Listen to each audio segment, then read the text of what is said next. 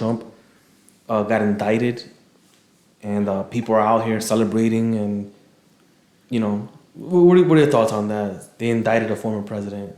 First, I think it's first time ever in history. Yeah, there should be some respect, man. Some respect on Trump's name. And his boys. So, people, I don't understand where the dislike for Donald Trump comes from. You ask somebody why they don't like him, and they'll say stuff like, he's racist. He's racist, right?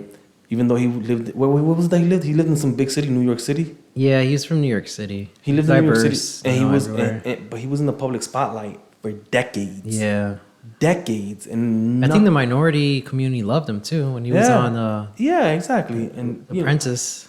So all that stuff, and all of a sudden now, they're saying that he's racist when in reality he was like, it's just what the media said, and people might have said, well, he said those things about the Mexicans. He's talking about criminals. Yeah, exactly. He was talking about criminals that were coming through the border from Mexico. Yeah. You know what I mean? Yeah, I saw a video about him. It's a pretty old video about him where he's like doing some sort of speech and he's surrounded by like Democrats and Republicans. He starts talking about how, the people around him used to be his friend and used to love his money when he wasn't the president. Right. And he's met the children of politicians and families and he was really close. But now that he's the president, he kind of like directed to the point that, they're snakes because they never really liked him. Now that he's the president, well, when he was the president, but that's what they all turned their backs. Most politicians are snakes.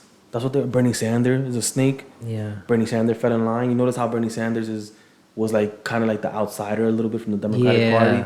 Like, we got to fight for free healthcare and free this and free that. And now he's not doing anything. Now he's like, oh, vote for Joe Biden because he's better than Trump, or he's not a fascist like Trump. Like, yeah, he's just supporting now. Yeah, I have to look up that word every so often because people use that word. They use the word white supremacist. They use the word racism so loosely for anything now. Yeah. Before that, those words used to mean something. Now those words mean if you disagree with the Democratic Party, you're a white supremacist, or like if you point out things like men can't be women, now you're a white supremacist and racist, and it's like pretty soon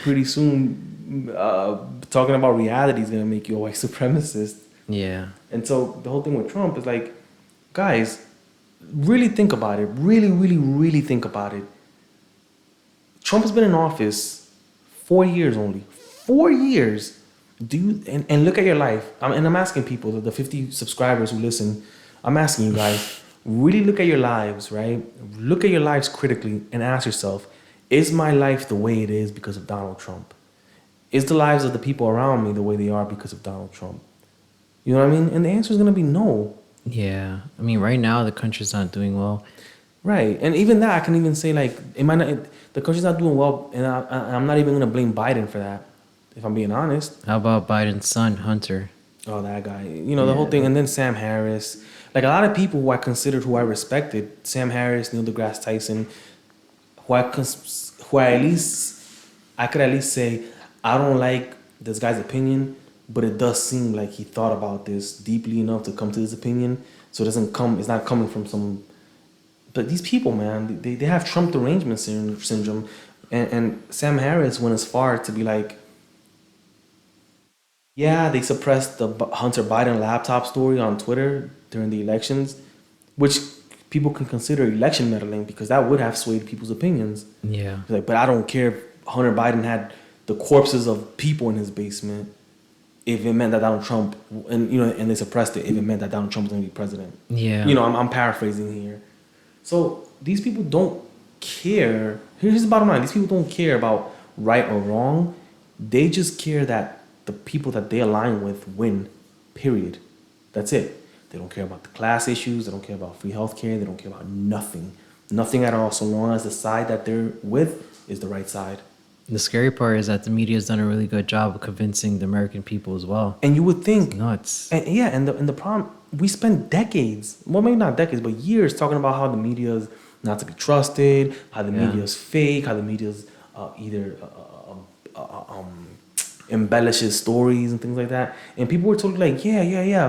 But all of a sudden, it seems like people's whatever little bit of logic that some of these people had was overridden by their emotions, and now they just say things that they seem to be programmed to say. Yeah. They're like, oh no, I don't watch the news. I'm like, you don't watch the news, but how are you parroting the same talking points as the news? Yeah. Explain that to me. And I think that it's gone to the point where it's also influencers, man. So they're kind of noticing that CNN and all these other media companies are they're kind of going out of business. So they're also Good. they're I mean, I'm aligned. sorry, but good, man. Yeah, but what they're doing is they're aligning with influencers as well. So there's like a division in influencers in politics and beliefs. Like there's the far right and the far left.